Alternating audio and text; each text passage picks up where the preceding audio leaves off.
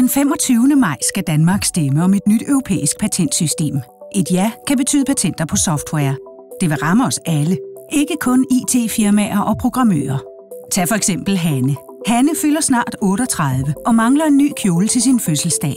Hun går ind på en webshop, som hun har fået anbefalet af sin veninde.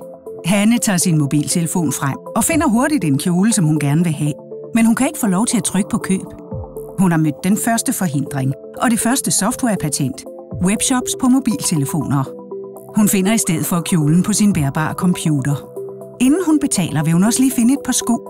Hun forsøger at lægge kjolen i indkøbskurven, men det kan hun ikke, for indkøbskurven er også patenteret. Hanne er stødt ind i det andet softwarepatent, indkøbskurven. Derfor må Hanne købe varerne en ad gangen og starter med kjolen. Hun finder sit dankort frem, men det kan hun ikke bruge. Det tredje softwarepatent, betaling med kreditkort, har ramt Hanne. Et ja den 25. maj kan betyde, at webshops bliver tvunget til at betale patenter for helt almindelige funktioner. Det vil blive enden på webshops, der ikke har råd til de mange forskellige patenter. Eksemplerne er ikke fri fantasi. Det er europæiske patenter, der er godkendt i dag, men som heldigvis ikke gælder i Danmark. Stemmer vi ja den 25. maj, bliver vi underlagt den europæiske patentdomstol. Det vil betyde, at der kommer softwarepatenter på basale funktioner på internettet. Stem nej 25. maj. Bliv klogere på softwarepatenter. Besøg softwarepatenter.dk.